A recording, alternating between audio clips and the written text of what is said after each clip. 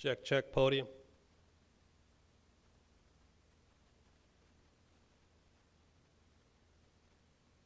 Check, check. Wireless 2, check, check.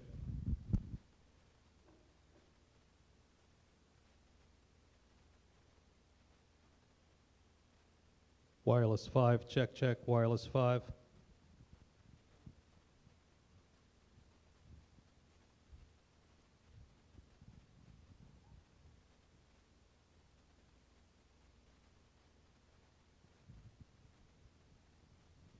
Check, check. Wireless 5, wireless 5.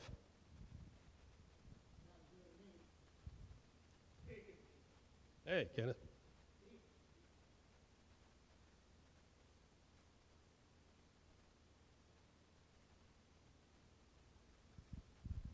Wireless 5, wireless 5. Check. 1, 2, 3, 4, 5.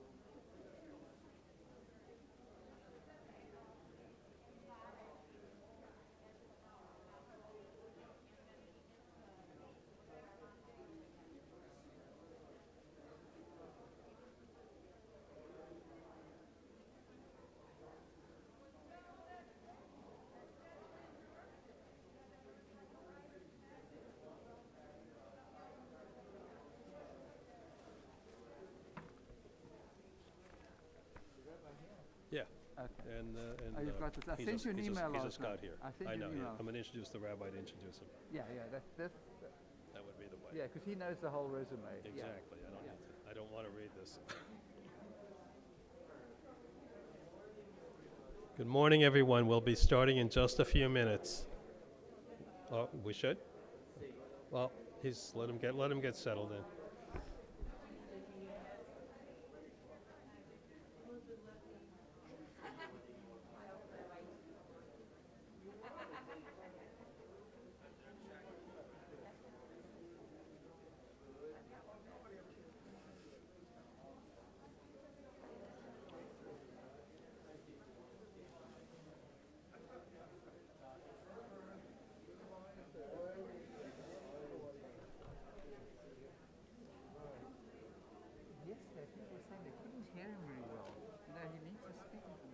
But I'm gonna tell them both.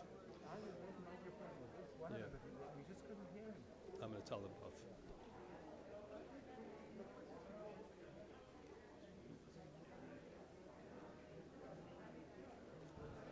Check. Well, good morning, everyone, and welcome. If you'll all find your seats, please, and we'll get started in just a minute.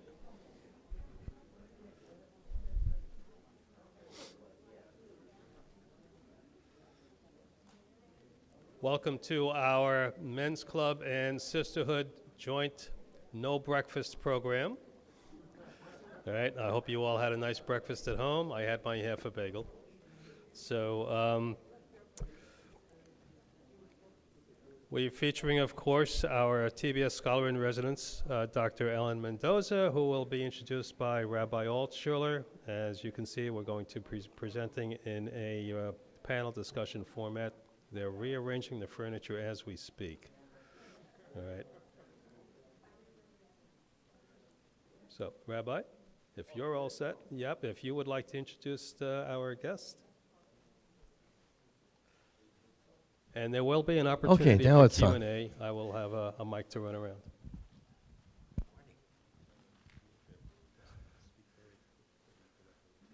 Yes, okay, we're getting very specific instructions here. Good morning, Boker Tov, everyone. It's a nice group. On Sunday morning, we're more relaxed. We're going to try to just have a very informal conversation between our distinguished guest and my friend, Dr. Alan Mendoza. I don't think he needs any further introductions. I think everybody who has been here has noted his erudition, his intellect, his passion, his care, concerns, and of course, one of the issues we're going to be discussing is how we make a difference in this world as Jews, as human beings who care. And this individual I always use as an example of someone who has said in his life, I'm going to do something about the problems that we face in the world as Jews and as people who care about freedom and democracy. So what we're going to do this morning is have a kind of casual conversation between us, and I'm sure that we don't know how this is going to go, but this is the best part of what we've done in many of our gatherings together, and to try to highlight some of the issues that Dr. Mendoza has brought to light. Did you have any introductory comments before I begin with questions for you? Well, you got to push, there should be a green. Wait. It's coming now. It comes. Now it comes. Now we got it. It takes a couple seconds. And it gets there, we're there. No, I think, introductory comments really, I think we've got, look, there's plenty to talk about in the Jewish world. And I think, actually, I don't know, do the people at home have the facility to ask questions as well? That's probably not, no. They're just streaming in. No, okay. it's being live streamed, but there's no Q&A is it on, from is it on Yeah. Zoom? It's not on Zoom. What is it on? No, it's on live something stream. else. Okay, fine. Yeah. Because you may want to set up something in the future that people could email questions in, because it's an easy one to do as well. Anyway, over to you. For the future, not for tonight. All right, well, what I wanted to begin with, I have so many things here, but Alan, I wanted you to share with the people, because it's Sunday morning, and as a rabbi, I find this question so interesting, especially with people who have made a difference in the Jewish world. What is your Jewish journey? When did you, in your life, what have been the influences in your life that made you determined to make a difference for the Jewish people? I mean, you're a committed Jew. You go to synagogue. You've been a synagogue president, Dr. Ferber. Those who have been synagogue presidents know that what that means, a lot of devotion, a lot of care. Maybe you could just tell us a little bit more about your personhood.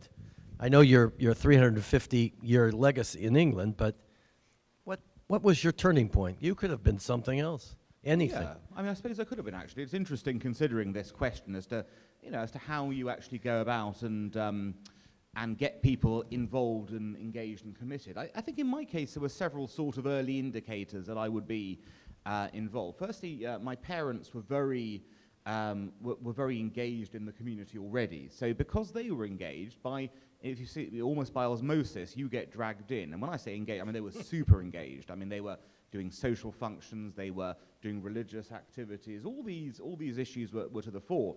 The second thing was that they didn't just kind of got you involved in that way. They actually made sure you understood what was going on. And I think often people come to synagogues and actually don't understand what's going on. Even sometimes parents don't necessarily explain to their children what is actually going on, which means that you may be attending there, but you're not actually feeling the experience.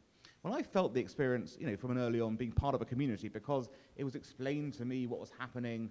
Also, I went to a Jewish school, and as a result, that was helpful from the perspective, obviously, of being able to read Hebrew and understand what you're saying and things like that. So all those meant that I was obviously on the right path. But did I have moments of challenge to that? Absolutely. The biggest moment of challenge that I had was obviously leaving that sort of environment and going to university.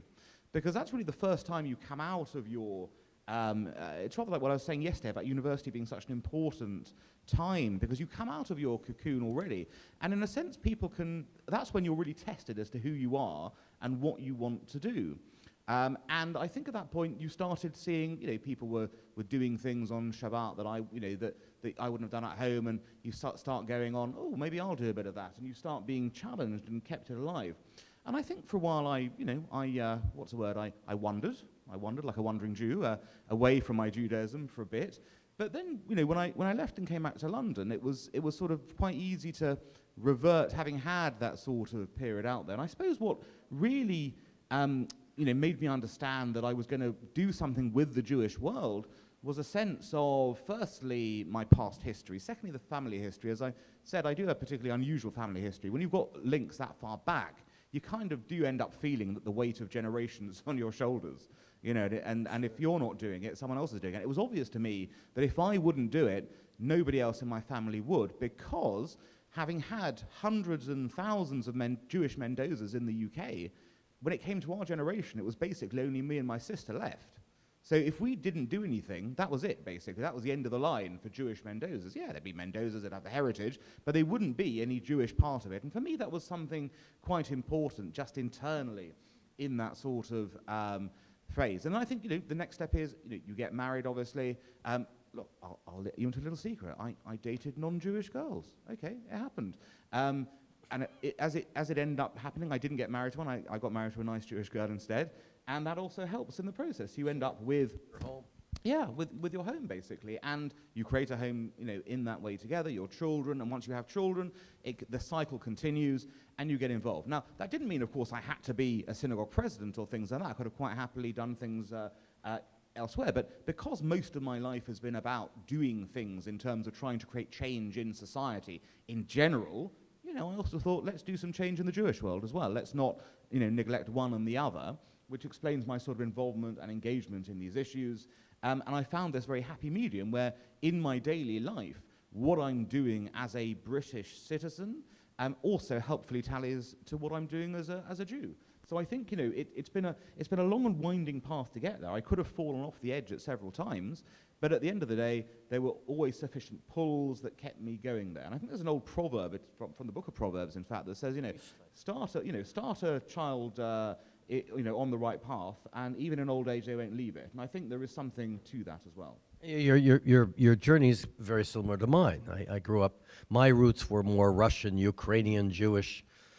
All the issues involved. I had a grandmother who could describe point by point detail about the pogroms that made her family leave, and that had a big impact on me as a child. I wanted to do something about that and keep this long family tradition of rabbis and of all these distinguished people. So we ended up here. But what I find, not everybody takes the same road that we do in different ways and want to really be committed to flourishing Jewish life. And I find this interesting even in your discussions here about anti-Semitism in Israel. There are some among us of Jews, I know that we had a few people actually walk down, be honest about it, because they really didn't want to hear an agenda about what's going on in the Jewish world, in the particular Jewish problems that we face. So how do you, I find that one of the big challenges is defining what being Jewish is today. Are we to be a part of everybody's problems, this universal dream? If there's poverty, if there's issues with global climate change, that we should be more concerned about those issues rather than our own particular issues. How do you juggle this particularism versus universalism, which I think gets to the issue of who we are? What is the definition of liberal, conservative? How do you mesh all those things? Well, I mean, we can take this so many ways. I think Yes. firstly it's a shame when people walk out as opposed to engaging in discussion. Right. You know, I'm happy to answer any question from anyone. You can ask me anything you want, and you can dispute as much as you want with me in that regard, okay? There's no issue there. And I would hope I can do the same with you. And if we have even views that are absolutely opposed, I hope we could, debate them in a sensible way without either of us getting angry, walking away, and actually sort of fighting in that spirit. And I think that's a great shame. That said, there is a long history of Jewish, disputes. Let's be, as the old saying goes, 2 Jews, 3's opinions. That's the reality of the situation. And you can go back in Jewish history all the way through to seeing whether it is, in the Torah itself, when people are moaning the whole time about coming out of Egypt, oh, we've got to go back. Actually, by the way, it's a very interesting point. Did you know that the ancient Israelites were actually Sephardim, not Ashkenazim? How do we know? Because they demanded garlic. They wanted garlic. They said in Egypt we had garlic. So that's a sort of interesting point. I have a new Torah Drash coming up when we get exactly. to But no, the Shlach Lecha. arguments have been constant for 2,000 years. Every Jewish society there is dissension. And sometimes those arguments are about how much do we engage externally, how much do we engage internally. And look, everyone's got to find their own balance on this. I don't think there is a right path. You may feel more ingrained with X identity versus Y identity. For me, personally, I think you've got some very good role models in actually both the Sephardic and Ashkenazic worlds of historic figures. A great example of the Sephardic world is the Rambam, Maimonides. Because Maimonides is a great example of someone who is able to mix his Jewish experience with his secular experience. I mean, he's a physician to kings, for goodness sakes. So he's involved very much in the outside world, just as he is, of course, in creating interesting ideas in the Jewish world. And by the way, you may know this, but Maimonides was regarded as a heretic by many of his time. There was all sorts of, Maimonidean books were burnt, etc., by Jews of the time. So it's curious that sort of goes in that way. On the Ashkenazic world, someone like Samson Raphael Hirsch and his Torah Derech Eretz idea, the idea that we are rooted in both Torah, but also in Derech Eretz, the land around us, and we shouldn't, ignore one and the other. I think it's perfectly possible to be able to create, a sort of a view that means that we can actually participate fully within the societies we exist in, while also being true to Jewish roots as well. There can be no, and I think actually in Western liberal democracies, this is the easiest thing of all, which is why I'm such a fan of Western liberal democracies. I mean, this is, the path where Jews essentially are able to flourish and play full roles. And look at the contribution Jews have made to the societies they have lived in. They have done so in every field that you can imagine. And that tells you that it's certainly possible, not only possible, but in fact absolutely necessary, I feel, to be engaged in both. But I'm hearing something almost every day as rabbi. Rabbi, Israel's a problem for me, Rabbi. Israel's too narrow-minded. Nobody likes us anymore, Rabbi.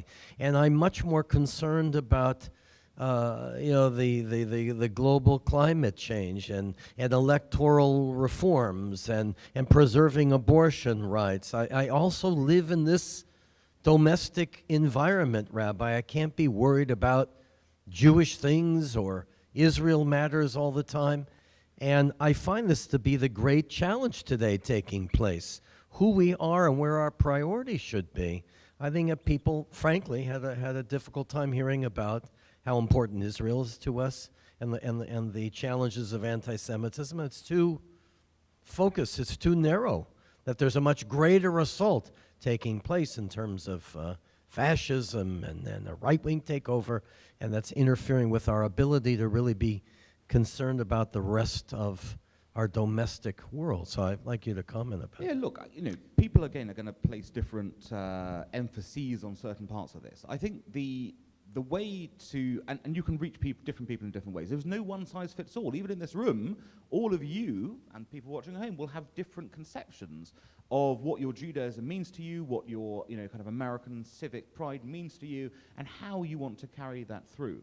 I think what people can, people like you, people like I can do, is perhaps show ways that it's possible to achieve both in different areas. So in your case, obviously, you're educating mainly in terms of the Jewish world, and you're explaining to people, look, here's a connectivity to your daily life, to your core values in your daily life. In fact, if you think about, the idea of how America was founded, it's actually, quite a religious sort of basis if you think about, the founding fathers and their own beliefs. So there's a direct linkage as Americans to Jewish principles in that kind of regard. Equally, when you're looking at Israel-related questions, yes, you may go that Israel's just one other country. I don't have much in common with X and Y. But there is a notion, forget about Israel as a Zionist state for a moment, as a nationalistic state. There is a notion of Jewish peoplehood, which is separate but also connected to Israel. And I've always, kind of found that the approach to take to people who are less inclined to be interested in Israel as a state is to stress the peoplehood factor, which is that regardless of, your affiliation to the state of Israel, you remain part of the Jewish people. In fact, regardless of your affiliation to Jewish religion, you remain part of the Jewish people. And I think it's that notion of peoplehood that we should bind and we should talk more about. There is actually a very interesting conference every year held in in Silicon Valley, Palo Alto actually, called the Z3 Conference. It's basically Z3 is Zionism for the third wave as far as they're concerned. And whereas the first wave was creating the land, i.e. making it possible, the second phase was actually settling the land, and the final phase at the moment is the Jewish peoplehood question. How do we now reunite, if you like, the Jewish people around the world and make it that Israel and the rest of the Jewish population can have some common bond? I think it's an important question for the 21st century, because I think it is true that particularly for younger generations, those bonds are fraying because of politics terms and other things. So I think what we need to do is recapture this idea that we are a united Jewish people. That means there'll be differences between us, but at the same time, there is that cultural, historic background that you can't escape from. And in reality, anyone who runs away from their Jewish identity who is a Jew is essentially negating part of themselves. That is part of your history as a Jew. Regardless of what you think about it today, you can choose to ignore it, you can choose to negate it, but it is part of you. So you may as well, in my view, embrace it. Well, that leads me to my next question was, how do you feel about because you deal with a lot of the same tensions that I do. How do you feel about the future of the Jewish people? And we've discussed a lot of serious challenges. Are we going to make it, especially in the diaspora? Do you feel that there's a positive future for us, Jewish people, outside of Israel? Because there's a growing polarity between the two communities. How do you feel about that? Well, I think the diaspora is in an interesting position, actually. On the one hand, it's the best time we've ever had it. Okay, think about the history of the Jewish people, okay, for the last 2,000 years. Broadly speaking, yes, of course, there's anti-Semitism, but broadly speaking, nobody is, kind of doing pogroms, nobody is imposing racial laws, nobody is making it impossible to live as a Jew. In fact, on the contrary, in Western societies, Jews have unparalleled access to any kind of Jewish facilities and any kind of Jewish education they have. So that's the sort of the positive side, if you think about it. We've never had it better. On the other hand, of course, we're seeing falling away from particularly from mainstream Judaism. And it's interesting to see what we mean by that. So if you look at most Western societies, the traditional mainstream of Judaism that would have been, sort of active even 20, 30 years ago is starting to decline. So in America, of course, conservative Judaism, which was the mainstay, is declining, and people are moving either right or left. In the UK, what was called traditional orthodoxy, again, is declining, and people are moving to the right or the left in that way. So you are getting this kind of change within diaspora Jewish communities. which could lead to polarization, because, of course, the more you move to the sides, the less you have in common with each other. And I think what we need to be doing is creating structures now within diaspora communities to engage in conversation. Now, it's very difficult, in one sense, for an ultra-Orthodox Jew to have a conversation with a Reconstructionist Jew. But, you know, in some way, shape, or form, it's going to need to happen if we're serious about preserving some kind of Jewish peoplehood unity, because that's where the community is going. It's going to the extremes, essentially. And that's a problem. Well, this is what I discovered in the UK as well as here, is that the conservative movement right now, which is going to be part of our discussion with Dr. Jack Wertheimer in September when he's here, who wrote a very important article about the decline of conservative Judaism. We're polarized between Orthodox and Reform. Reforms really doesn't want to deal with the Israel issue too much. I can give you countless examples already here locally where Israel concerns Rabbi. It's not on our list. And this polarization with the Orthodox community, which has a small influence, at least here, but has more of a Zionist connection. And I sometimes feel like a lonely rabbi here, because I'm not Orthodox, I'm not Reform. I'm in the middle. I believe in a strong traditional Judaism, but I also believe in an evolving Judaism. And I fear that I'm kind of a relic of the past, that the way that Judaism's going is a strong split between the non-Orthodox and the Orthodox.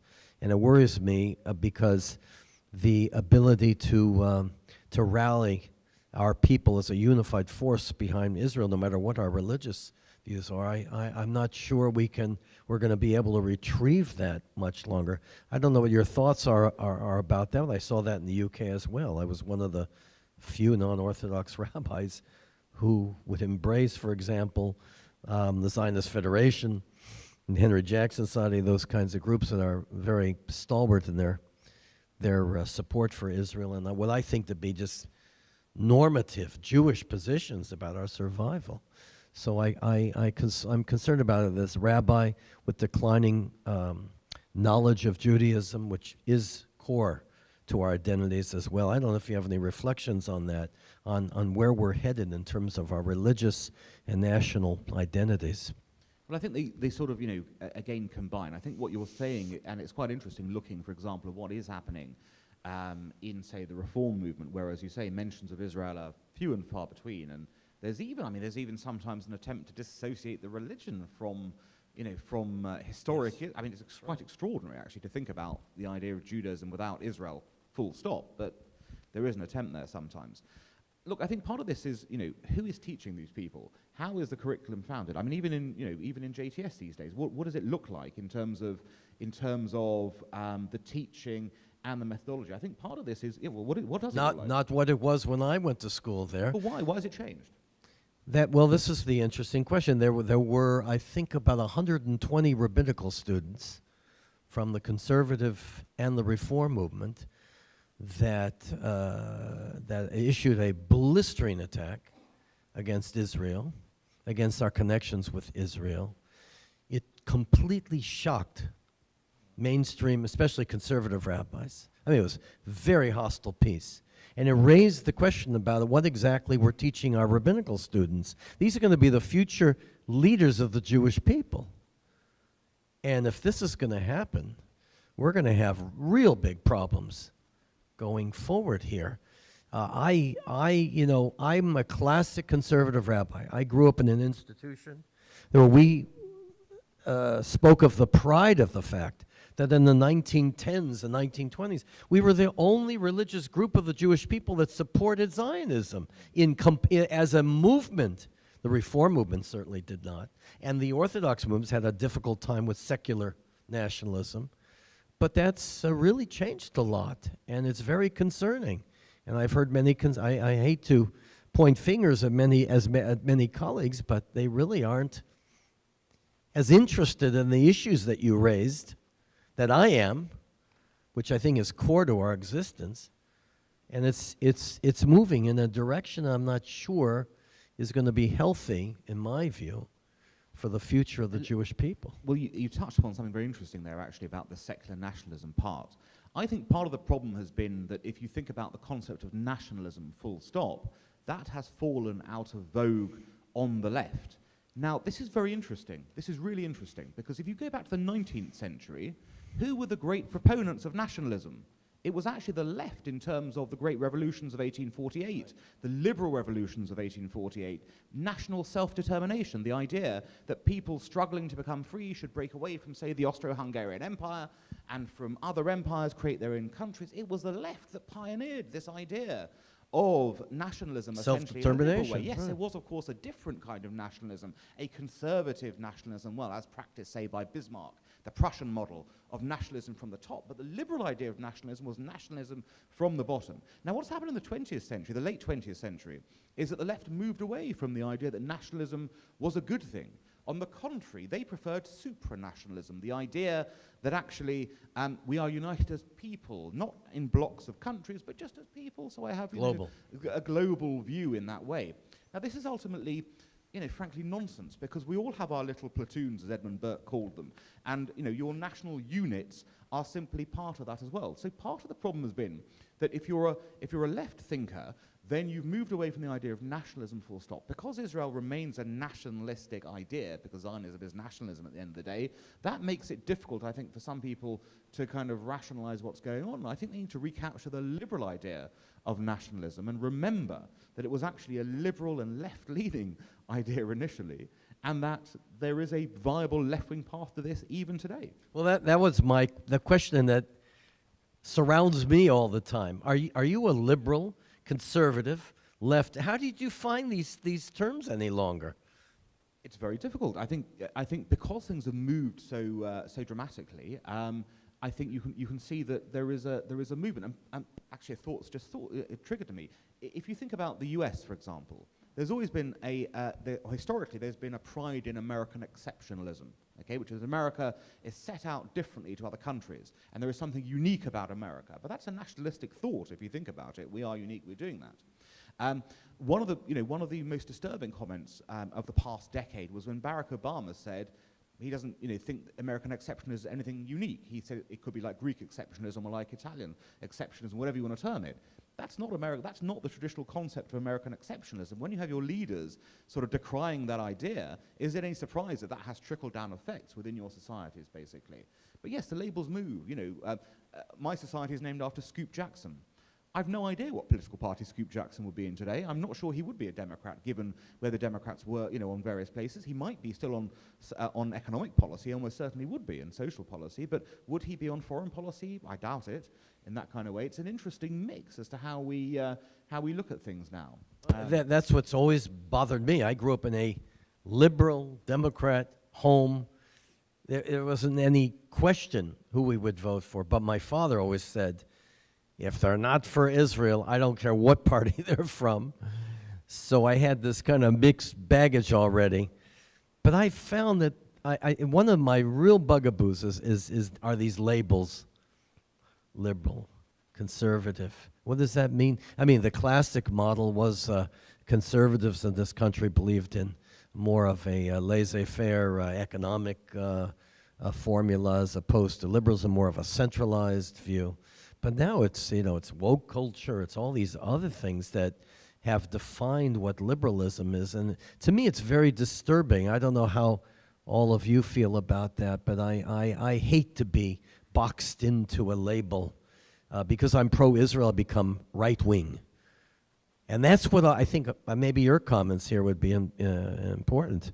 I think that's what's turning a lot of Jews off to Israel, is that the image of the world is that somehow Israel is a nationalistic, theocratic, anti-globalization, occupying force that represents all the opposite views that today's liberalism represents. So it's intellectual you've just nailed it. He's nailed it. You've got it in one, Stuart. I mean, this is the situation, isn't it? I mean, if you look at what Western liberals now believe, or progressive end certainly, it's not Israel. As you say, Israel's a nationalistic state. Zionism is nationalism. That is not something that liberals believe in. Israel, for its own defense, has to maintain a strong military. It has to be a militaristic state. It doesn't want to be. I think Israel would love to not have to spend so much money on defense, but it has to for its own security. But that's something, again, that liberals don't like. The idea of spending money on defense is not a popular policy. You've then got the idea again, oh, this is Western colonialism, forgetting, of course, that over half the Israeli population is Middle Eastern. You know, the Middle Eastern Jews who were kicked out of their countries when Israel was created by Arab states, they thought, you know, if they're not indigenous, who is to the region in that sort of way? So you've got all the, you know, but that is, you know, what is presented. It's a settler occupying, you know, kind of environment. Look, I think a lot of things get confused in all of this, and they get confused in ideology and they get confused in terminology as well. And what really ought to be happening is that there should and there could be, quite frankly, a left liberal view of being supportive of Israel, okay, on a, you know, again, a deterministic phase. Yeah, sure, if you want, you know, to argue for a two-state solution or whatever you'd like, that's perfectly, you know, fine and normative. But what I find extraordinary is that people who always argue for this then don't take into account the rejectionism of the other side. They go, oh, it's all Israel's fault, it's all Israel's fault. How is it Israel's fault when Israel consistently holds out the hand for peace and has done, and would do so again tomorrow, and just gets that rejected on the other side? It's an extraordinary state of affairs when the person making all the concessions is the one being vilified, even by fellow Jews in this regard. And nobody would act like that in their own personal lives. If you imagine if you had a dispute with somebody, you would give everything up to the other person. That would be your way of working. And yet, on a nationalistic level, that's what people appear to be doing. It doesn't make any sense to me. We're going to open it up to questions, but what I want to lead to, just 1 minute, just a couple of things first. I think that when we gather like this, and one of the things I try to do and you try to do is that we should not hide who we are and what our agenda is. So the question is, because we're looking into the focus of the future here in our discussion, what is our future? What should we be doing? You touched on this yesterday. What should we be doing as a community to help out on the core issues that will keep our Israel strong and our Jewish, of course it's all tied together, our Jewish people strong? You have any sense about what we should be doing here? Well, I think you've got to have an agenda. I think the first thing to do is you sit down together and decide, look, what is our collective agenda here? What is it that we want to try and make a difference on? Now, you're not going to make a difference on everything. It's not possible to be an across-the-board, you know, kind of entity that's going to impact in every area of Jewish life or national life or Israel life. But I think as communities, as, you know, kind of groupings, you can decide collectively, right, well, actually, we want to become the leading pro-Israel congregation, you know, in Florida or the west coast of Florida, whatever, you know, whatever your certain goal is, and then you work it back and decide, right, well, how do we do that? Right, we'll do Israel education. We will outreach not only to our members, but to our members' families, to the unaffiliated Jews in the area, to non-Jews in the area, to talk to them about Israel. We will set up programs. We will bring visiting speakers who people want to hear, big-name individuals who will actually make a difference here. We will, you know, either create or we will get involved with an organization like AIPAC or AJC or whatever it may be to be a part of their chapter. I was always struck, I've been a big AIPAC goer for many, many years, and I was always struck how certain synagogues had amazing delegations to AIPAC, okay? And it was interesting to see that you had some synagogues bringing 100, 200 people to the policy conference and being engaged, involved in activism in that sort of way. I just use that as one example. It's a challenge for us. It is, but it may not be the organization for you, but it might be. It's a good model for activity that you can actually make happen in that way. And I think, you know, there are, and as individuals, you all have your own personal preference about where you want to get engaged in and involved in.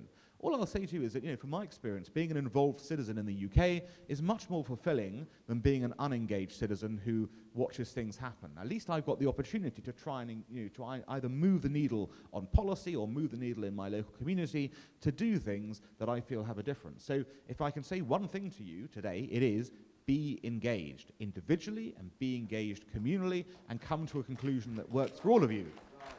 Thank you.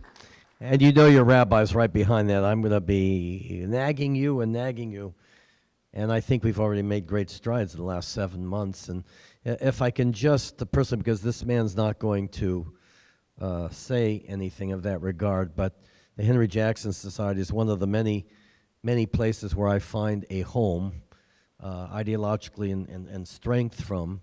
I was on the board of AIPAC, Board of Rabbis. I still am with Israel Bonds. I'm whatever the need is, I'd like to think I'm there. And I hope you will join me in all those efforts, because they all do different things along the line. But let me just say this.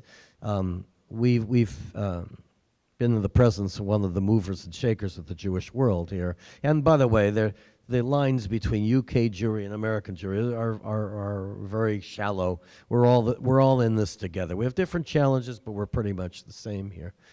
So if anybody would like to become a part of Alan's Henry Jackson Society, which I strongly suggest, the seminars are fantastic, and the work that is done there is exceptional.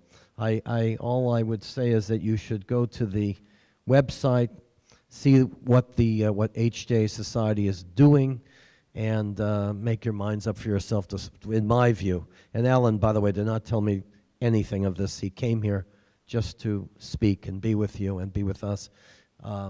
But I would strongly urge you, because I, even from here, go to the many seminars that are taking place. And the good thing now is that it's all on Zoom.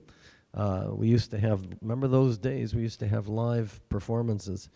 They don't exist anymore. But it's advantageous for us, and I would encourage you to sign up. There was just an 80th anniversary program on the Vansay conferences. It was just exceptional that Dr. Mendoza put together. So it's those kinds of things that are so terribly important. And now we're going to open up the question, but I just want to finish with this one thought in Alan Mendoza's honor here. The question of what God does for us and how he interacts with us is an interesting question, obviously, theologically. But I think that, as Rabbi Hillel said, that's one thing to speculate about, but we have to turn our mindset into trying to achieve and live our lives every day in asking and answering the question, what does God want of us, not us of him? And I think that's the big challenge for Jewry going forward. And I want to say that in Dr. Mendoza's honor, because that's what this man does every day for us and for the world. So let's take some questions now and have some further dialogue. Rather simplistic question, but You have to turn the mic on. Yeah. a more simplistic type of question. But in the United Kingdom, do you teach Hebrew to your students as a language so that they can understand it? And I believe a number of others, I've learned how to pronounce the letters in Hebrew, but I do not have a vaguest idea what I'm reading. Well, it may be a simplistic question, but it's a really good question. I have to tell you, Jewish education in the UK hasn't been fantastic for a long time, in the sense that most Jewish children actually in the UK go to Jewish schools. So that's happening. We've also got a very curious thing compared to you. Would you believe that the British state pays for most of the Jewish schools? Because we have state-funded education, and faith schools are allowed to apply to be part of that. So as a result, most of the Jewish schools in the UK are actually funded by the British government. So they're actually Our free. son Micah went to the Jewish Free School, funded by the UK government. And it's actually free to attend.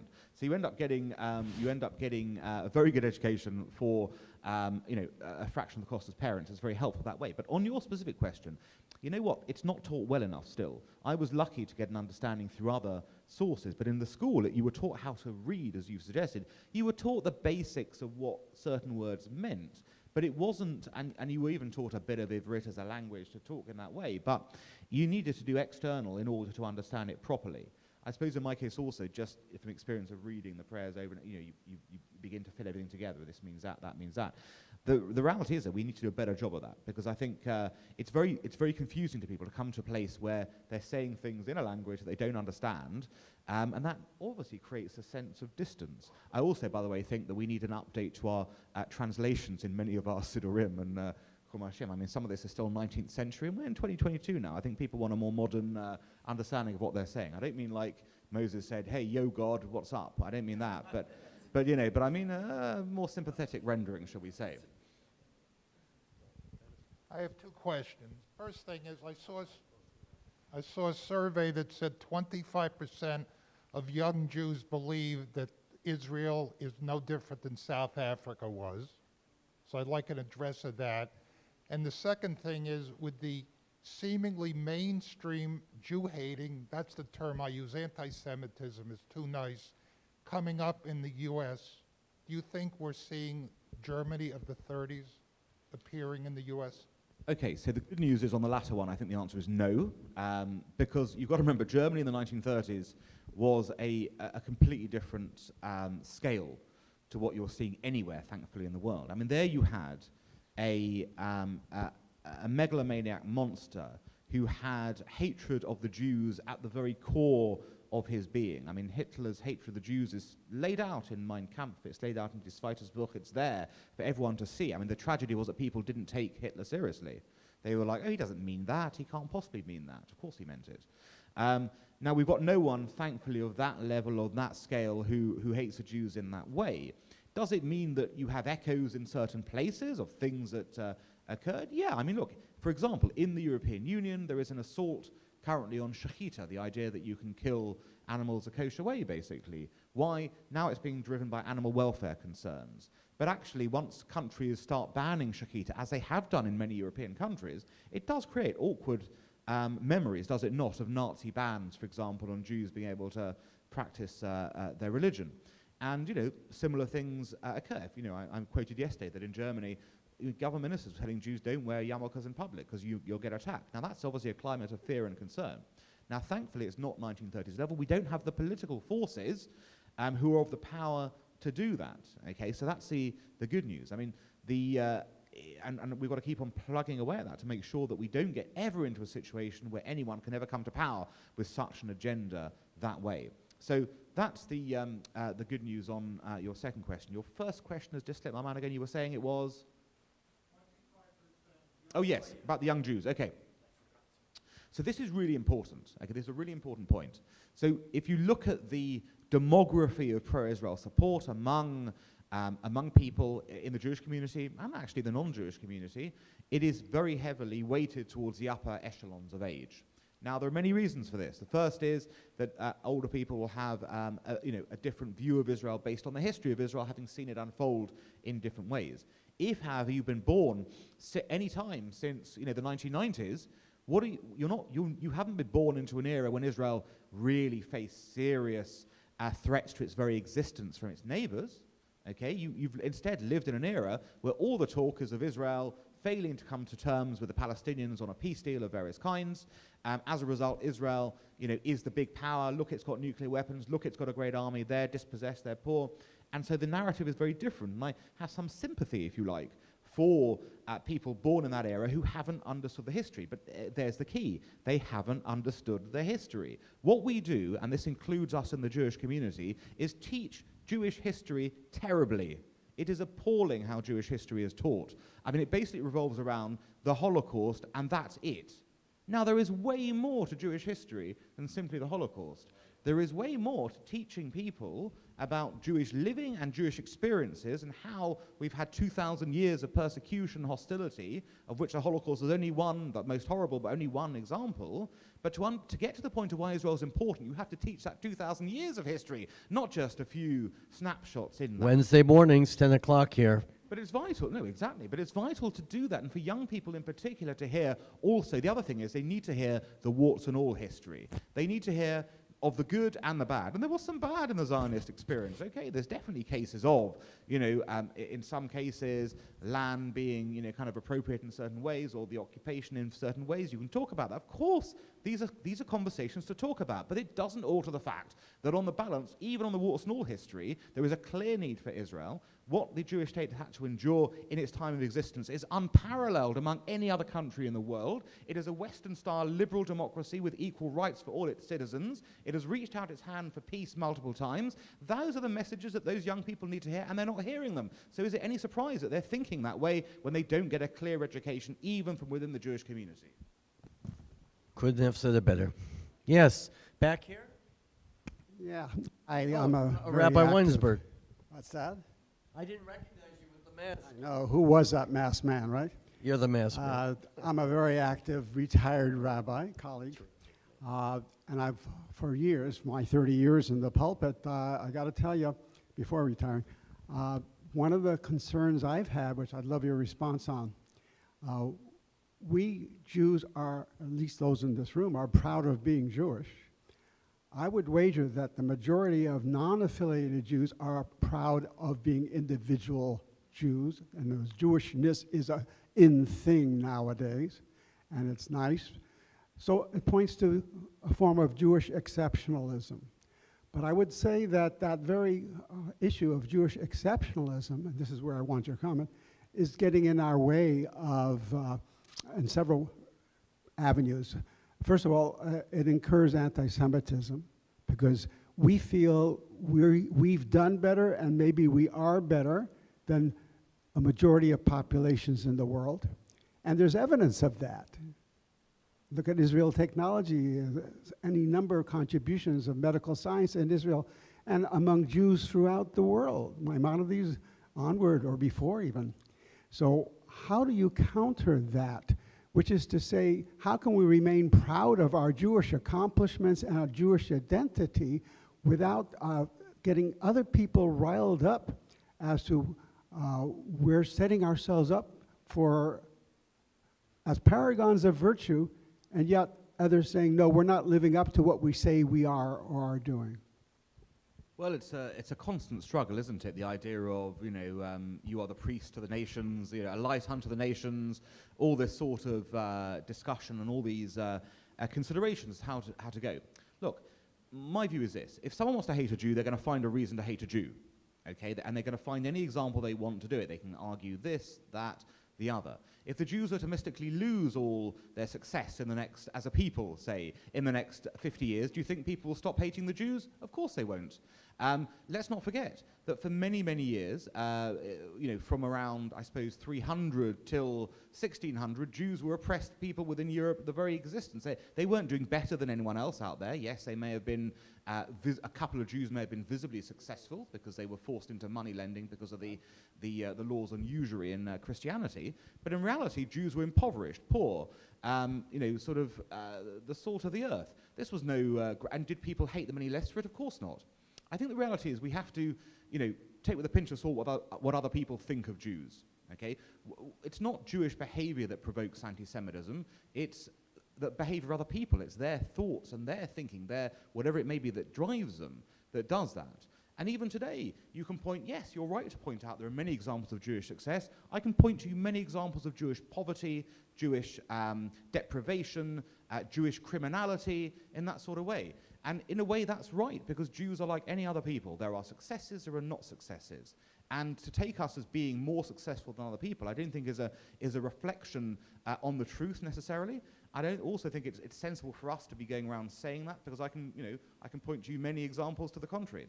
So my belief on this is we have to keep on doing what we're doing, hopefully strive individually to be as best as we can. By being committed citizens, I think that's the best way to show the Jewish contribution to wider society. And if anyone's got a problem with that, that is their problem, not ours.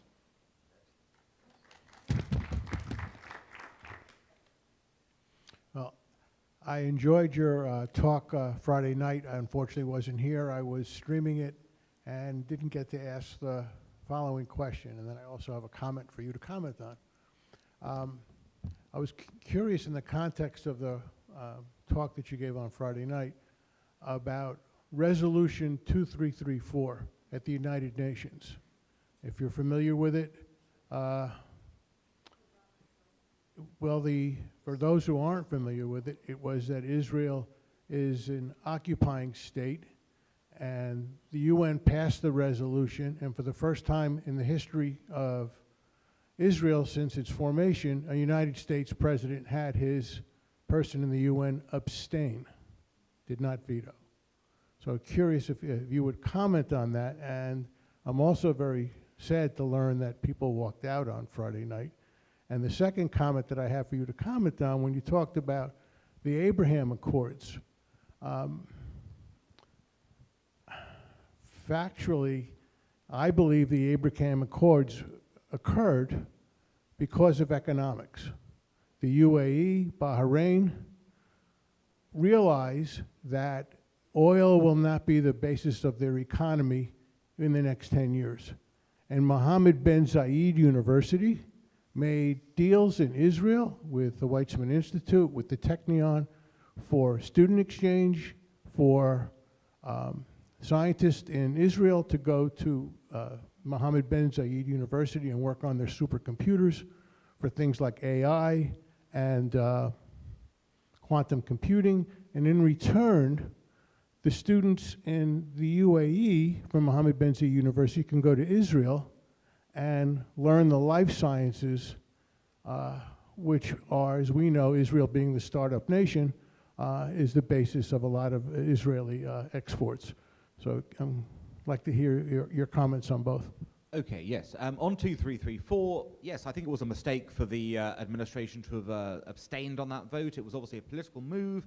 It was designed to send a message.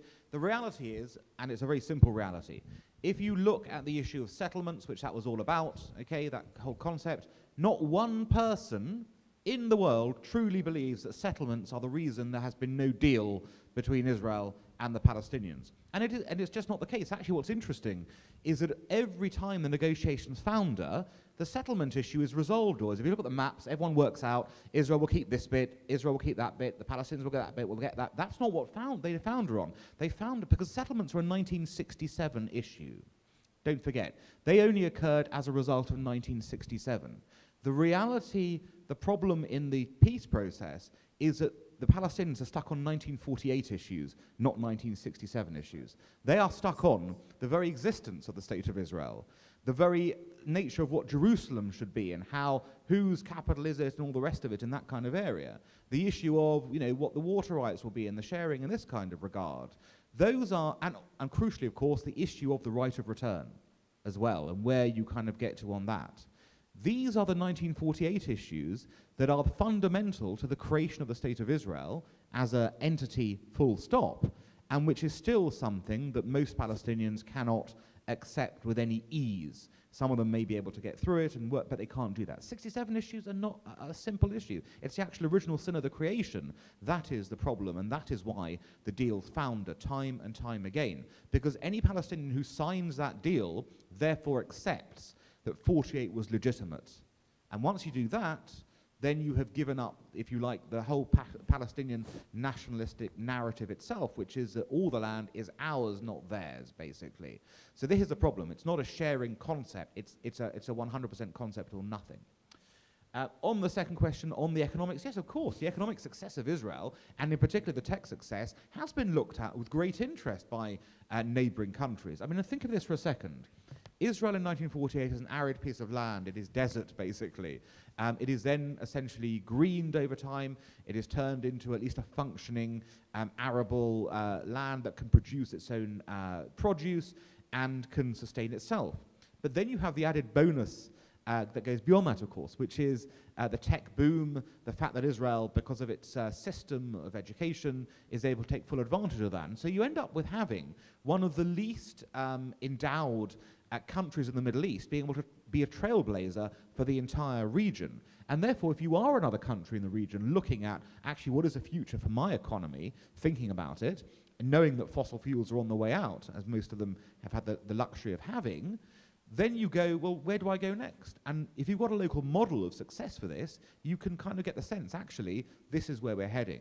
I do think economics was important. There was also a political angle. The Iran angle was very important as well. The idea that we're all in this together against Iran, which wants to destabilize us, that's also key to it. But you're right to highlight the economics, which just shows you again the amazing miracle that Israel was able to create in having turned the desert into this high-tech universe.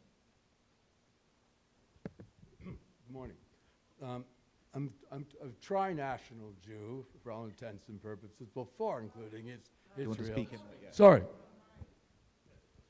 I'm sorry. It's saying I'm a tri-national Jew for founding the State of Israel that my family's involved in. I'm officially a Canadian, a very proud Canadian. My family were founders of the Canadian Jewish community who arrived on both sides in the 19th century. They spent time in, we've had connections in Florida since 1926, when my grandparents started living in the winter at the Don Cesar Hotel in St. Petersburg, and we're still here. You need to, yeah. Let's get to a question. The question is, I have two great-grandnephews who are both struggling. So should they or shouldn't they have a bar mitzvah? One of them is in Florida, and he'd be the first one who didn't in 200 years, and I think I'm getting him on board. I'm going to bring him here in the next couple of weeks. I bribed the whole family. You've sort of like, come here, I'll take you all to the Ritz for lunch. My mother used to do that. It worked.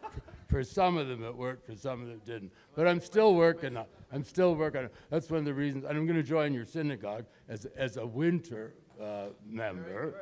So that's why we're going to get together, you and I, on Tuesday. So the question is, how do I get, one is in England, lives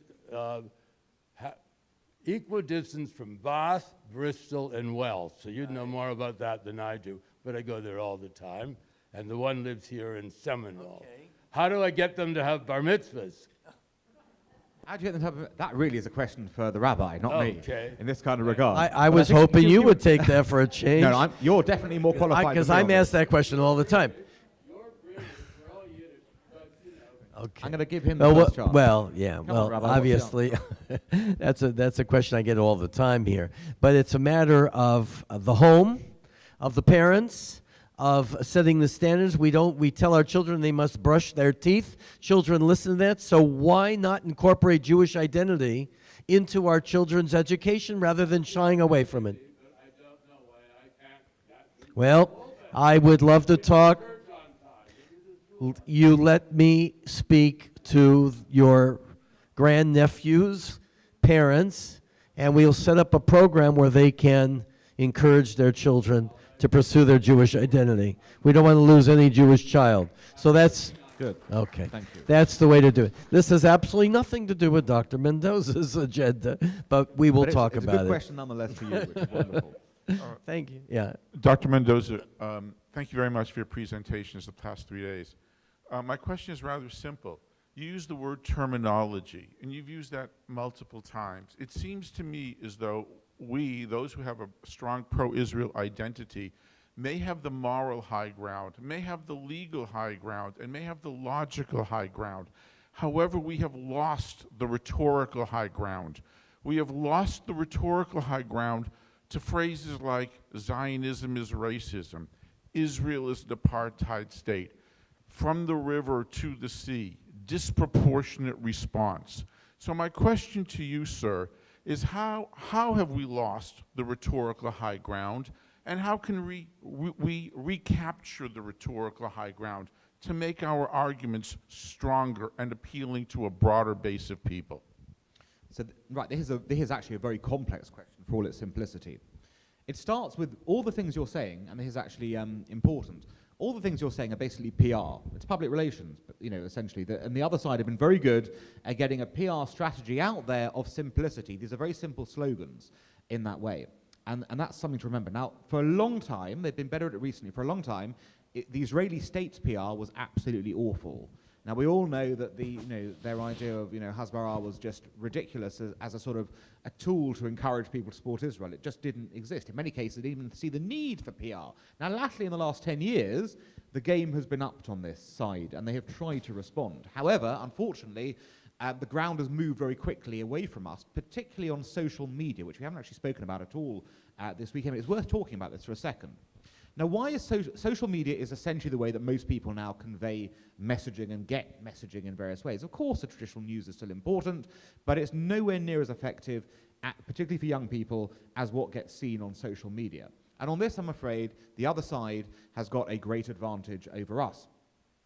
Because they have, as you highlighted, we've got some very good arguments. They're legal arguments, they're moral arguments, they're historical arguments, they're even contemporary arguments. But they are arguments. And social media doesn't revolve around arguments, it revolves around slogans. Okay. Now, their slogans are catchier than our slogans. Okay. Because our slogans are things like, Israel has a right to defend itself against Hamas terrorism, whereas theirs is simply apartheid Israel. Very simple. Effective. It's a lie, but it's effective in terms of how quick it is, whereas we have to explain everything. And it was very notable during the Gaza conflict last year. All the other side had to do to get millions of likes on social media was to put pictures, for example, of destroyed buildings, of, sadly people having been killed, etc. Those things go on, and they immediately generate an emotional response. Because who wouldn't? Who wants to see destroyed buildings? Who wants to see people killed? Nobody does. And that's a very strong move. Whereas our response was, look, Iron Dome is shooting down, Hamas rockets, and occasionally get through, and that sort of thing happens. It's not the same emotional pull. So what really, in order to fight this agenda in the 21st century, we're going to have to be a lot better at working out the social media slogans and the way to get a message across really simply on social media so that it can be digested, shared, spread, and pushed out. Because the old style of doing long articles and long defenses just doesn't fly in the court of public opinion today. Things have changed. Now, I don't have a million answers for this right now, but I know it's the essential problem, and I know it's where we have to focus our attention in order to get those complicated messages on our side to the level of simplicity that they can be shared.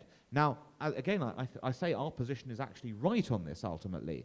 If you were to actually go through it, it is correct. But it's difficult to argue against a slogan, and it's difficult to argue when you have all these influencers who are able to push out a simple comment to 100 million followers, and that becomes a very difficult thing to fight against in comparison. So it's a great question because it highlights the very key of this, which is that messaging and PR is essential to the contemporary way of fighting a war. It's not about military necessarily, it's also about the information side of things. And that is an area we're going to have to get much better at in the next 5 years, or else we're going to lose more battles in that way. Question back there, and then we'll get to Jonathan. Let's this gentleman. Either way. Then Jonathan go first, and doesn't matter.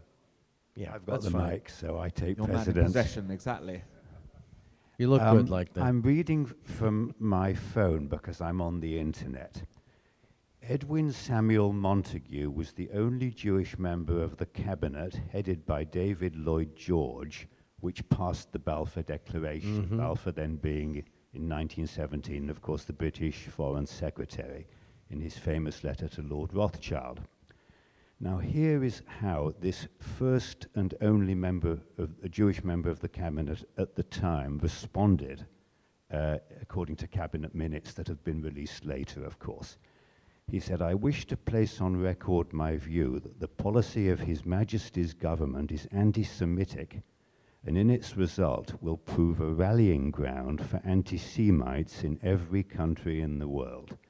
Now, let me say, firstly, that anyone who knows me knows there couldn't be a prouder and more active Zionist than I am, so don't get me wrong in asking this question. But equally, I enjoy history.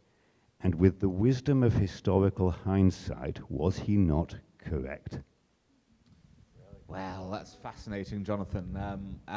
So actually, Edwin Montague is a very interesting character, full stop. His father, Samuel Montague, was a rigidly Orthodox Jew who was also a member of Parliament, founded lots of synagogues, in fact, founded an entire synagogue movement in the UK. But incredibly, despite this background, his own children were very, very, very loosely connected to Judaism.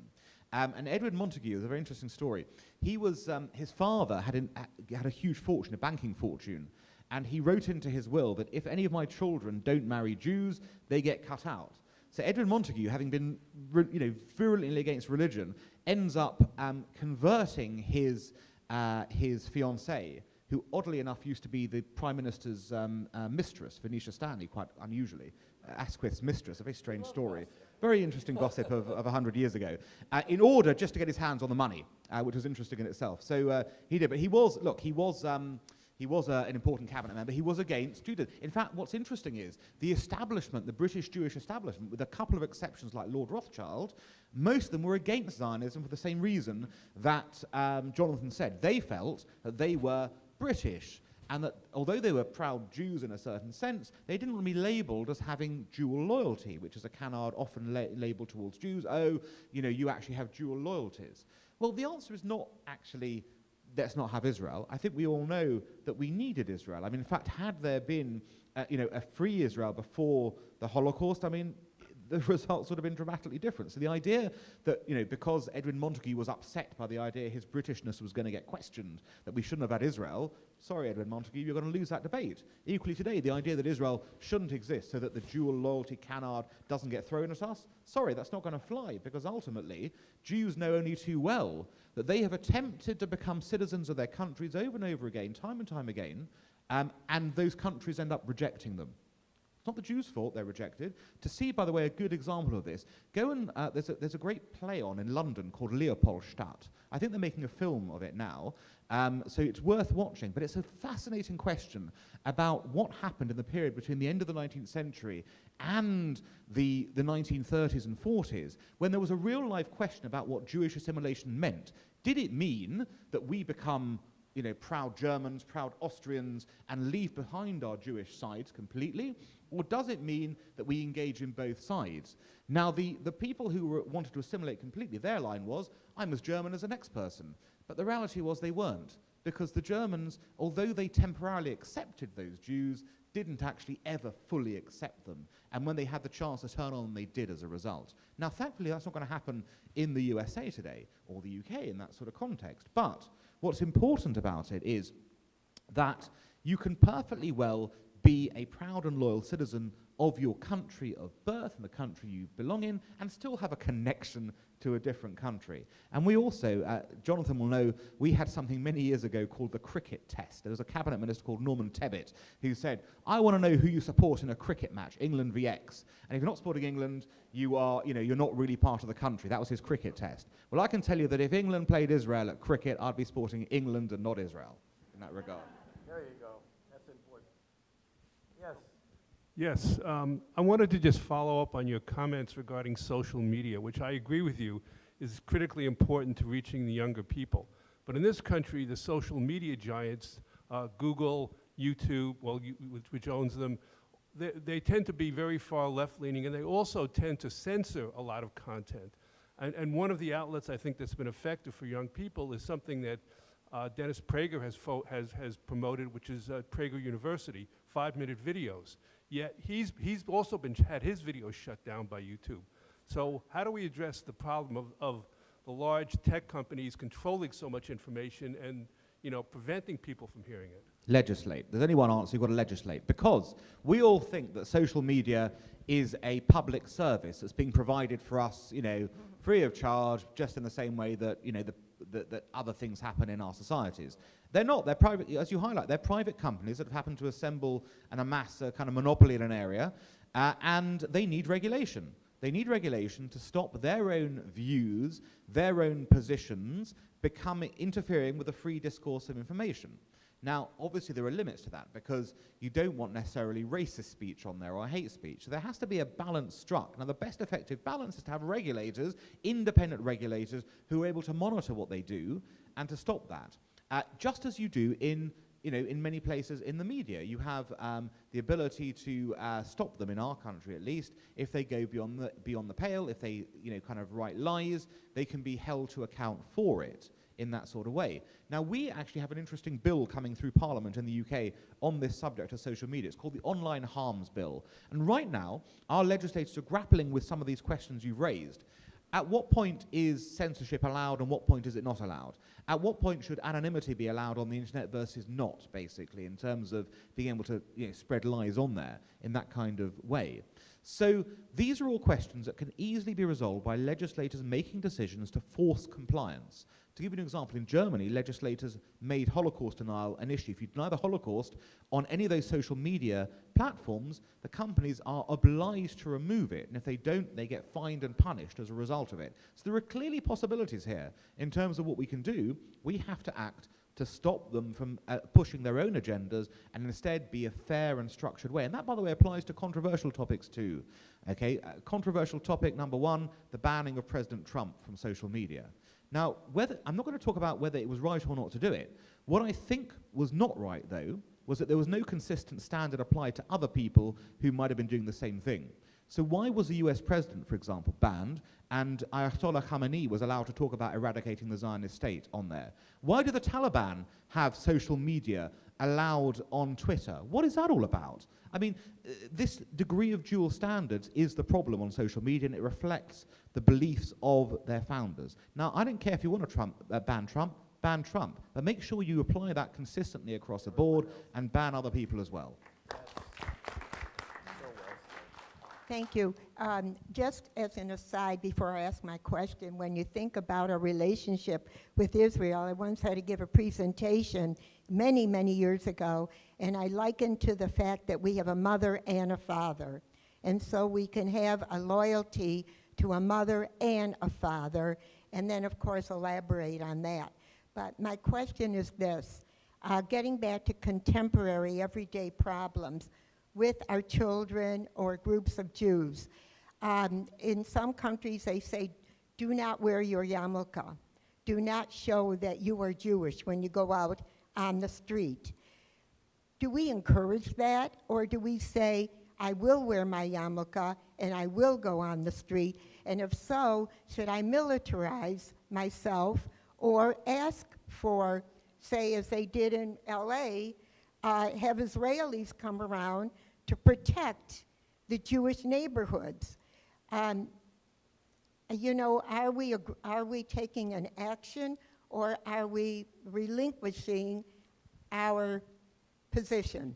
Well, I would liken this, it's a really good question, because nobody wants to surrender to bullies, do they? There's no indication of that. And in the past, look, you know, when my father was growing up in southeast London, and he was the only Jew in his school, basically, they'd all round on him, call him Jew boy, and he'd have to fight back, basically. There's no alternative. You just have to use your fists and do that.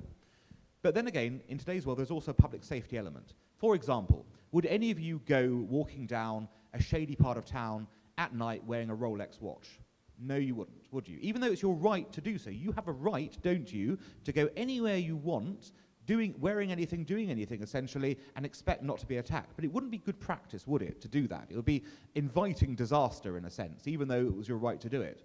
So I'm kind of on this mind. If there is a serious public safety threat, it is better to, you know, tactically withdraw for that moment in time and take your yarmulke off in that moment than actually engage in a fight that leaves you beaten up. It's not going to help anyone if you get beaten up. But what should be happening is that you then apply pressure to the legislators, to the police and everyone else to make sure that actually it's an unacceptable position to not be allowed to do that. And what are you going to do? Turn it round to them. What are you going to do, Mr. Legislator, Mrs. Police Officer, to protect your citizens from unfair attack? And that's where it should be going, on that basis. The state needs to protect us better in that way. You know, if I could just add a thought here. Before came to London, I was a guest rabbi in Stockholm, Sweden for the holidays. Passover, was a complicated relationship. And I remember we finished Yom Kippur services. I was very pleased with everything. I was tired, of course. And I was, maybe it was after Rosh Hashanah service, I don't remember which one. And I walked out without my kippah. I had a nice place across the plaza. And I walked out, everybody was friendly, and I was almost clobbered by the security. They had Israeli security there, and he tackled me to the ground. I said, what did I do? He said, Rabbi, we can't let you walk anywhere on the street there with your kippah on. You cannot do that. I said, we're going to hold you here until you keep your kippah off. I'll never forget that. That was the first time in my life that I had to confront this weirdness, that my kippah would be a public danger. But I did want to stay alive, so I took my kippah off. But reluctantly, because you know me, I have a little stubborn thing when it comes, I want to be Jewish, and I don't give a darn what people think about it. But there was an issue raised after the Colleyville issue. You know, you've seen already, if there's something bad in the newspaper or a lie about Israel, I respond right away. And I was told by a few people, said, Rabbi, you better not respond to those things, because then you become a public figure and a target. And my response to that, though, was, that's ridiculous. I am not going to. What I say, I stand behind, and I'm standing up for my people, or whatever the issue is, and this is my freedom to do so, and it's their problem, not my problem. And those are the kinds of things I certainly am not going to shy away from. And you're absolutely right. On that macro level, none of us should be afraid of saying anything or doing anything in that regard. I'll be frank, I've had death threats for the work we've done, particularly when it comes to radical Islam. We've had threats to people's lives. We've had to have police come round to our apartments and and actually make sure they're kind of protected. Does that stop us from saying what we say? No, because it's the truth and it's right to do so. On the macro level, it's fine. I think on a micro level, you've got to judge carefully if you're going to walk down that street, whether it's sensible on that level to do that in that way. David. Thank you very much for today's presentation. I want to change the subject a little bit. No question that our society today is very polarized. Very polarized. And I suspect that the United States isn't the only Western democracy that's polarized. One of the issues that's polarizing our society is COVID and how COVID ought to be dealt with. Should there be masks? Shouldn't there be masks? Should it be mandated? Shouldn't they be mandated? Should people get vaccinated? Should they not be vaccinated? What's the definition of full vaccination or partial vaccination, et cetera, et cetera, et cetera. I just heard on the news, maybe it was yesterday or the day before yesterday, and this is something that you could particularly help us with, that the UK appears to have declared COVID over and is eliminating all of the COVID restrictions. That's what the news report was, and maybe it's true and maybe it's not. And I was hoping that since that issue is likely to come up here sooner or later, and since the UK has done it, maybe it'll be sooner rather than later. Maybe you can explain what the rationale behind the UK decision is and whether it makes sense or not, in your opinion, recognizing that you're not a medical doctor. Yes, I'm not a medical doctor, I'm not a scientist, but look, I can give you the political readout on what happened. I think the interesting part about the recent COVID wave is that when Omicron hit the UK, the government had a big choice. It could have locked us all down again in the way it had done 3 times before, or it could take a slightly different approach and do what it called Plan B, which was a limited work from home and wear masks and things like that. And much against the scientists' hopes and their kind of demands, the government went for Plan B, not for full lockdown. And it was proven right to do so, interestingly. So, when people say follow the science is the science. It's absolutely the case. And it's been, at various times, very important to so-called follow the science. But when scientists do modeling, the modeling is often wrong, because the modeling cannot possibly take into account people's own behavior on this. So, for example, in the UK, people became very, when Omicron hit, they became very, kind of naturally concerned about not being near other people. So their own, without needing to be told by the government to do things, they did things and behaved in a way that reduced the wave. And as a result, we came through the wave.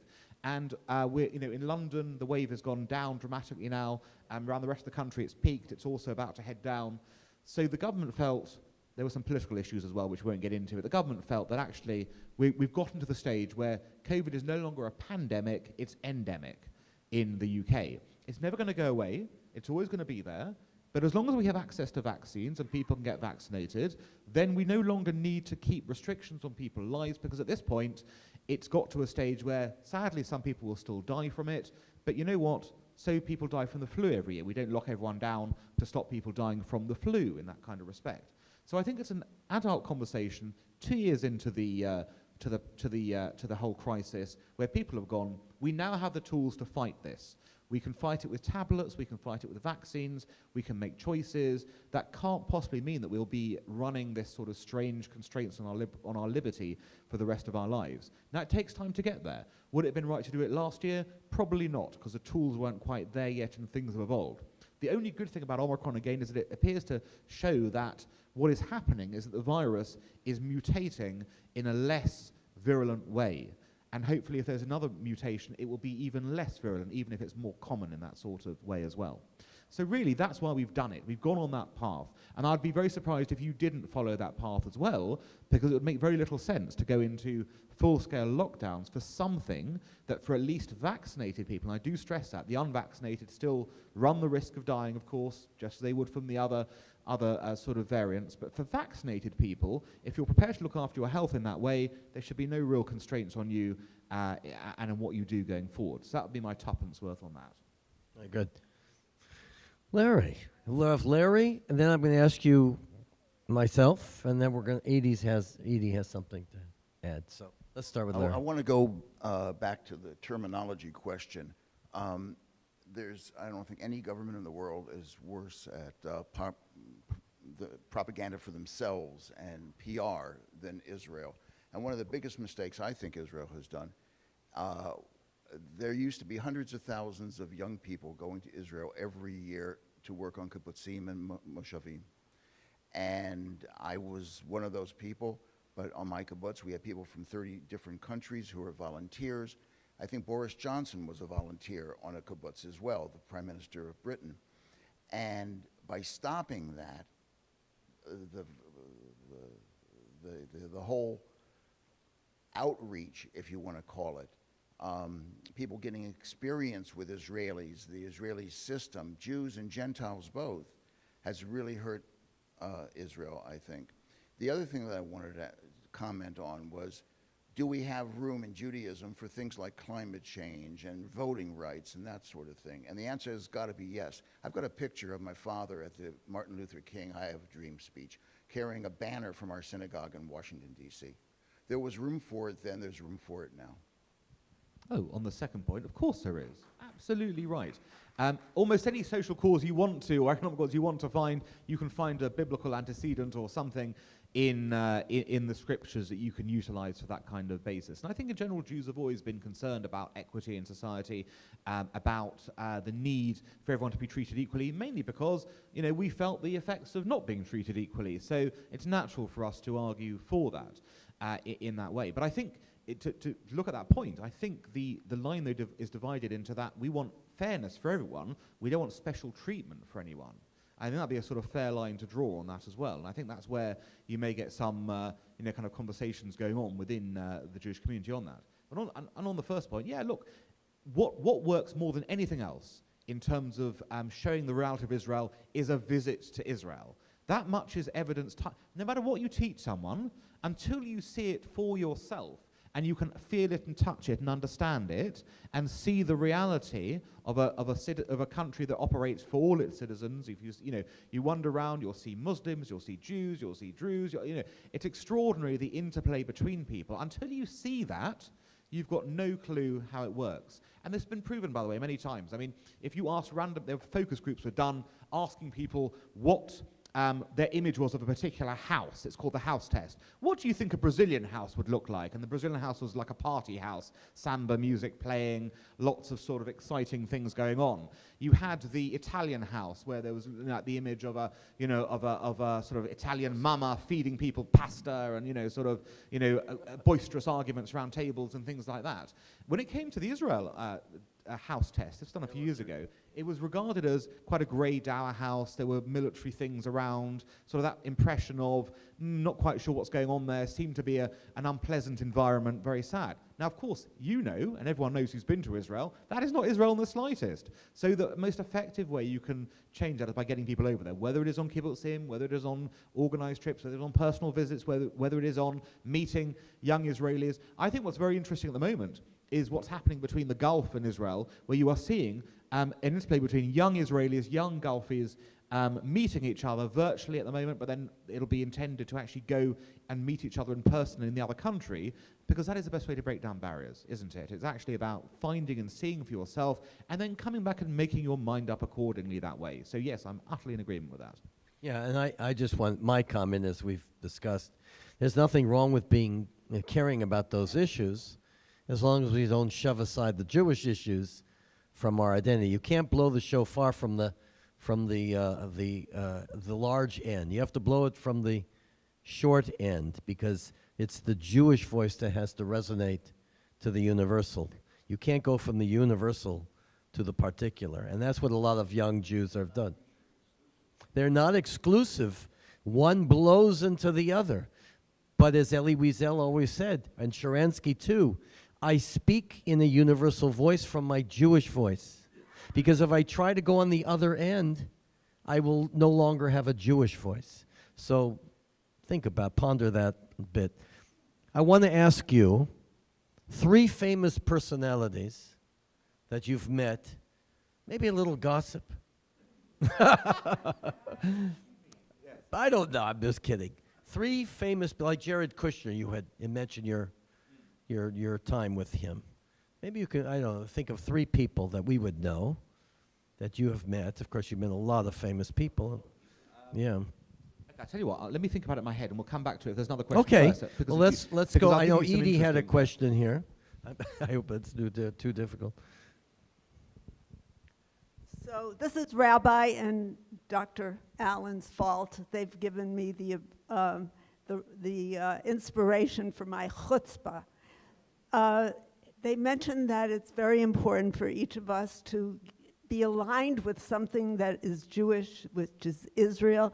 And I have a perfect opportunity. I speak for Josh Melitz, who is our local JNF person.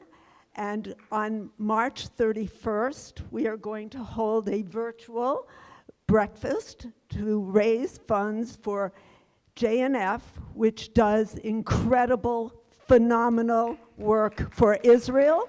And each of us can be part of this. It's a few bucks, it's a few hours of our time, and I invite each and every one of you to participate and feel good about what you're doing. Great. And we'll get all the information, Edie, so we can blast it to the congregation. Yes. Very good. Let me give you 3 people then, which are interesting 3. Firstly, I'll say Prince Turki of Saudi Arabia. Very interesting. Had him twice over, actually, to speak to the Henry Jackson Society. Interesting conversations. Given what was fascinating, because this was at a time still when the Saudis and, say, Israel were not formally even attempting to shadow dance in that sort of way. But what you got was clearly someone who had a very, very broad perspective of the Middle East and of global geopolitics, who clearly understood where Saudi Arabia's long-term interest would lie, even if there were political reasons why it might not be at that point. And although he's been sort of, sidelined as one of the older generation, given his particular influence over the last 20 years, you have to imagine that someone like that had a very interesting, impact on how the Saudi royals have been viewing the world and Israel in that way. So that's number 1. Number 2, Imran Khan. Now, Imran Khan is the current Prime Minister of Pakistan. And I, again, we hosted him a couple of times. Now, he's gone, in my view, well off the reservation in terms of his views.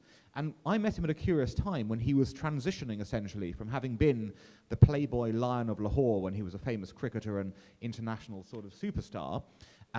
Just as he was entering politics in Pakistan, he would come. And at the time, I was very struck by the way he appeared to be leaving behind one identity and moving towards another. And that, I think, is interesting to understand how someone can go from one position that they've held in their private life and then become a very different public figure. And people go, well, is Imran Khan only pretending in his views today? I don't think so. I think he's undergone a real conversion of thought into a more radical Islamist position. And I don't think you can compare this Imran Khan with the Imran Khan of 30 years ago. It's a very different, he used to hang around in nightclubs and, Any chance Pakistan might No. engage in it? No way. No chance. Pakistan's politics are poisonous in terms of how radicalization extremism is involved there. It is inconceivable right now that Pakistan could get anywhere close to anything like the Abraham Accords. The Saudis, on the other hand, there's definitely room for that. And in fact, they were very close to signing up in 2020. And it was only the way the election was heading that made them decide to hold back and not sign up at that point, because there was too much political capital that was going to be at risk as a result of that. So that, of course, is a difficult one. The third one is a bit of a classic British one, of course, Margaret Thatcher. So I was still, in my sort of youth when I met Margaret Thatcher, in my teens, and I've met her a few times in teens and 20s. But you got the incredible impression of somebody who had, firm convictions, who had a seismic impact, not simply on her own country, but on the whole of the world, given how she stood with Ronald Reagan on communism and facing it down. And I always got the sense that although she was showing signs of age when I met her in that sort of way, that was a real archetypal model politician, somebody who had moved things because they believed in them, had managed to convince people that she was right on these issues, and it was always very powerful to actually meet with her, because you just got the sense of a great history and a great sense of triumph around it. Also sadness, though, because I do think she never got over being turfed out of office as well. So you always felt that as well, that there was always something a little bit sad about, despite her great place in history, that this was always there as well. Yeah, the ending didn't work out too well, yeah. I think we're coming towards the end here. Dr. Mendoza has to go to the other side of our state. He needs a passport to get over there, because this is the center of life. Yeah, there are alligators in the way. So You'll pass them out. Say hi. I haven't seen one alligator since I've been here. Very disappointed. I haven't seen one. But one more question, but let's... I'm surrounded by it. Oh, very good. So Pleasure, we'll make this guys. the last Thank you. question then. Yeah, last question, then we'll wrap up, and I'll huge round of applause for Dr. Mendoza when we're finished. Yes. Okay, could you comment, please, on the, I'm going to use a word for lack of a better one, could you comment on the control or influence that the ultra-Orthodox have in Israel, and how that is viewed by Americans and others who come from a more secular society? The ultra-Orthodox clearly have a huge influence on the society and the laws of Israel. No, they do. And the reality is that when this whole system was originally conceived, the ultra-Orthodox were a tiny minority, and they were given control of the chief rabbinate, basically, on the grounds, well, you're a small group, you can keep us, Jewishly educated, that's fine, do the Jewish stuff, we'll do the state-building stuff. Now, what, of course, nobody factored in was the explosive growth of ultra-Orthodox numbers, essentially, in Israel, where you end up with political parties that represent the ultra-Orthodox that don't engage in anything other than looking, for their own community in that way. It's a terrible problem. In fact, divisions in Israel are a big problem, full stop. You've got so many people who won't engage with someone else in this and the ultra-Orthodox are one example of it. They're a bad example because they have actual power in various places. What I do know is that there are moves afoot, as you know, to try and end their control over the chief rabbinate and over questions about who is a Jew and what's allowed and all this sort of basis. And what's interesting in that respect is that there is a whole cadre of even what we call dati le'umi, i.e. modern Orthodox style dayanim, who would like to challenge what the ultra-Orthodox dayanim do and are looking for ways to actually challenge them as well. So my view on this is it's a very unfortunate situation right now. I think there's enough scope within the political system to change it. Within Israel, there's enough demands to do it. And I think that you're going to start, in the next 10 years, you will see breakaways from this that will mean that it'll be a much more pluralistic viewpoint. And I think that's absolutely the case, because we can't be in a situation where the ultra-Orthodox are controlling what is and what isn't Jewish practice in the Jewish practice is diverse. Okay, you may think your version is the authentic one. Fine, go for it. But that shouldn't be at the detriment of other people practicing theirs, because we have room for multiple voices here. Someday, I want to see it before I go depart this earth. I'd like to see a real Jewish diversity, but that's my view. Listen, there are a lot of thank yous for making this weekend possible. I see Tessa, who's come to us, Chief of Staff from Henry Jackson Society. Tessa, welcome again, and you're always welcome back here. I want to thank Dr. Ferber, of course, Eric, for everything you've done, my dear friend, and Esme, too, in making all this possible. Of course, our president, Lauren Haven, thank you, and all your support here, and I hope you will agree this has been a fabulous weekend. We have been honored, and as much as I really do respect and adore this man and for everything he's done, his value in my life has been multiplied incredibly so, and I can't wait to see you again. And you will always be at home, I hope you agree, at Temple Beth Sholom. Well, and just to thank you from me, so thank you, of course, Stuart, for your friendship, your warmth, your kindness, your generosity, and really It's been so wonderful to reconnect now with you in your new home and with such a beautiful home. I mean, everyone has actually made me feel so at home here as well. It's a wonderfully warm community. I've had a glorious reception. You've asked some fascinating questions, and I think with this man leading you and with you leading him in various ways as well, you are going to be a great team going forward. So thank you all. Thank you so much. Lahatzlacha. Boker Tov, everyone. Yes, let's rise. Thank you, Dr. Alan Mendoza.